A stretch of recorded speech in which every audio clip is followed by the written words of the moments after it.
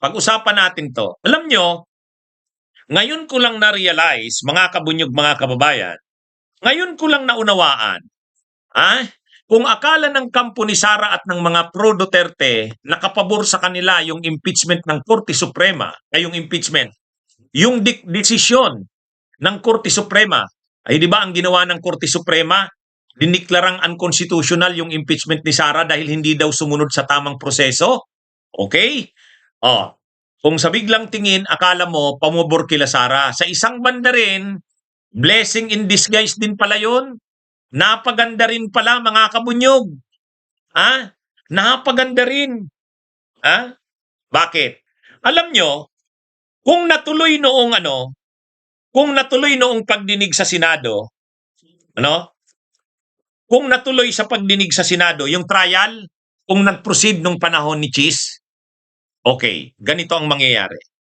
Pagdating sa Senado, kung nag-trial, isusubpina, hihilingin doon sa trial sa Senado, hihilingin doon na isubpina ang bank records ni Sara.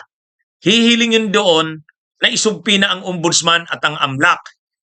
Okay? Ganun ang mangyayari doon. Mga kabunyog.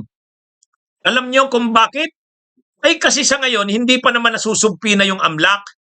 Hindi pa naman nasusubpina ang ombudsman. Wala pa. Pero tandaan natin na nung nakaraang impeachment ni Sara, lagi ko itong pinapaliwanag sa aking mga talakayan. Dalawa ang mode, paraan ng impeachment. Ang una, yung fast track mode. Ang fast track mode, yung kapag mayroon ng 1/3 or more ng mga kongresista ang suportado na ang impeachment, hindi na kailangan ng mga hearing-hearing. Fast track na. Yan yung ginamit noong February 5, 2025. 260 ng kongresista ang nakapirma. Bakit ka pa mag-hearing? Kumbinsido na ang buong kongreso halos na talagang kailangan i-impeach. So dadalhin na ngayon sa Senado. Doon na sa Senado ang trial. Yan yung wala nang hearing sa Justice Committee, wala. Yan yung fast track mode. Ang slow mode, ibig sabihin mabagal, itong ginagawa ngayon. Final yung impeachment complaint, dinala sa Justice Committee, i-determine ng Justice Committee kung sufficient in form and substance, maghihiring, parang mini trial, magkakaroon ng sufficiency in kumbaga probable cause, dadalhin sa plenary, magbubutuhan ng plenary kung makukuha ng 1/3. Pag nakakuha ng 1/3, dadalhin sa Senate. Yan yung mahabang mode. Mahaba. May hearing pa sa Justice Committee. Tapos saka pupunta sa plenary, 1/3. Ngayon, alin yung ginamit nung nakaraang February? Yung fast track mode. Pero tandaan natin, sa fast track mode, yung mabilis, wala pang records ng galing sa AMLAC. Wala pa. Wala ring galing sa ombudsman. Wala pa. Wala. So, doon na sana yan isusubpina sa Senado. Ibig sabihin, hihilingin sana sa Senate na ilabas yon. Parang katulad nung kay ERAP. Sinubpina, bubuksan ba yung envelope o hindi? Yan, di ba? Yung kay ERAP, di ba? Bubuksan, sinubpina yung mga envelope. Sinubpina yon. Tapos sinubpina yung mga opisyal ng korte ay ng bangko. Yung opisyal ng bangko sa Bilarde account. Pinatawag yan doon sa korte. Tapos bubuksan ba yung envelope? Doon yan pinag-usapan sa Senado. Ngayon, anong naging desisyon ng Senado kay Estrada? Sige nga. Pinabuksan niya ba yung brown envelope? Pinabuksan ba yung envelope kay ERAP? Second envelope yata yun eh. Second envelope bang tawag doon? Anong naalala nyo? Pinabuksan ba yung envelope?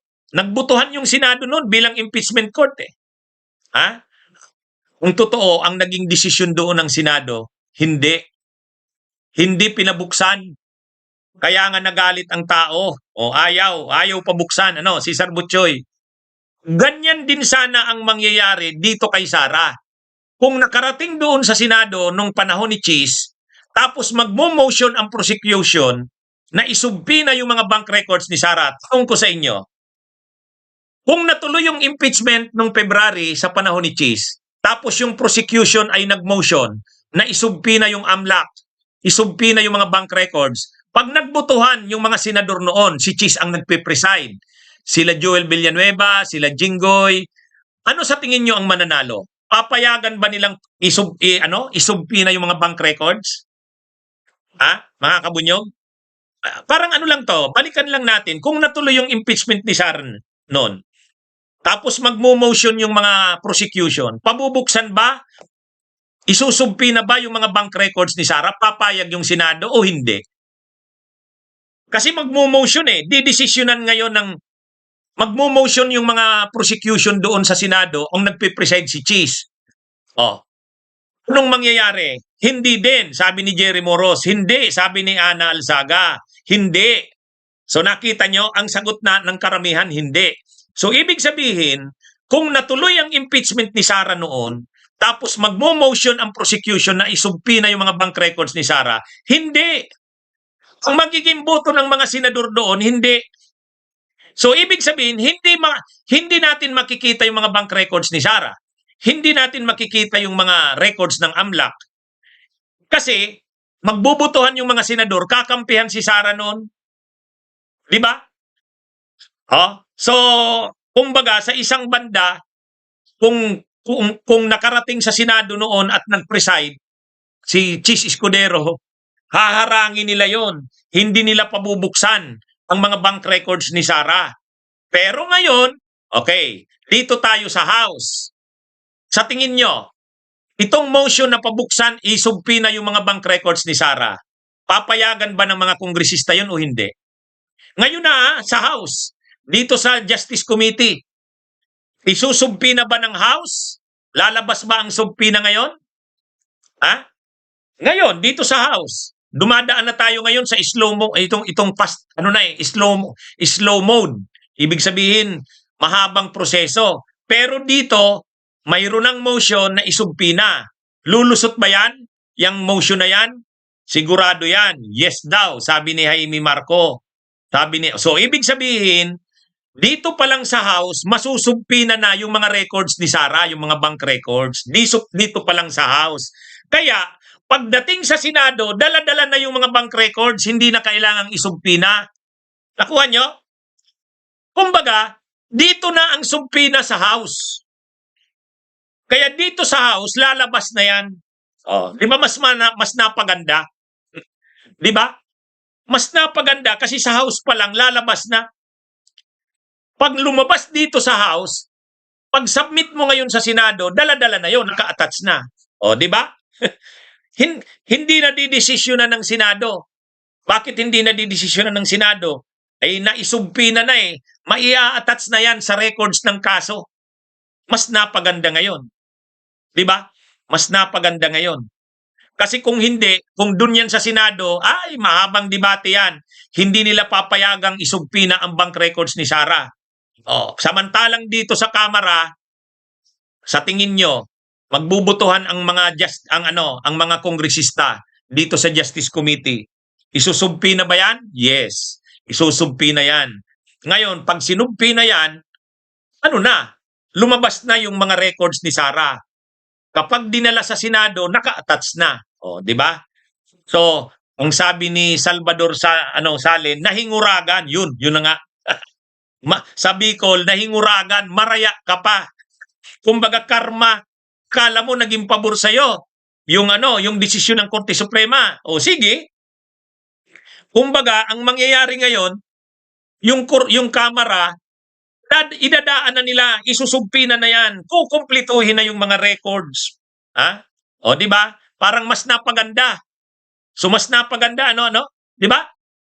So yun ang sinasabi ko. Parang sa isang banda rin, mas napaganda kasi nandyan na. Hindi na doon. Doon kasi sa sabi ni Trigger Woman, God has its own plan. Parang God works in mysterious ways lagi tayo, Parang God works in mysterious ways tayo lagi, kaya ngayon, ito ang mangyayari. Pati pala bank records ni Mans Carpio, yung asawa, kasama pa sa isusubpina. Pati yung sa asawa. Bakit? Kasi sa SALN, pag nagsasubmit ka ng SALN, Statement of Assets, Liabilities, and Net Worth, pati yung sa asawa mo kasama doon. Kasi ano yan eh, yan yung mga assets, liabilities mo and net worth. Siyempre, pang ano yun, pang yung sa inyong mag-asawa yan. Ano ba ang mga assets mo, liabilities and net worth? Pati properties ninyo sa pamilya mo, kasama yon. So, pati mga bank record, pati mga financial records ni Man Scarpio, kasama dun sa asawa. Kaya, ano ito mga kabunyog, mga kababayan? Ah, ah, ano ito? Magmo-motion sila diyan sa Kamara na yung una yung salin ni Sara, statement of assets, liabilities and net worth. Pangalawa yung mga bank records, isusumpi na yon pati kay Man Scarpio. So, bakit ito yung kinukontra ngayon nila Sara? Bakit daw ano? Ah bakit daw ngayon pa lang yan, ay bakit daw ngayon pa lang yan kukunin, nag-file na kaagad ng impeachment, tapos inaprubahan daw ng sufficiency in form in substance, wala pa naman daw palang sapat na ebidensya. Unang-una, may ebidensya na, naka-attach na yon. Kaya lang sa ngayon, naglalabasan pa ang mga dagdag pang ebidensya. Kumbaga, siyempre sa kaso, pag-file mo ng kaso, yung available mo ng ebidensya, ipafile mo na. Bunyog, bunyog, halikan na kasama ka. Bunyog, kapag buklod ay may pag-asa. Luzon, Visayas, Mindanao, isa ang pananaw. Sa bagong Pilipinas ang bunyog isisigaw. Bunyog.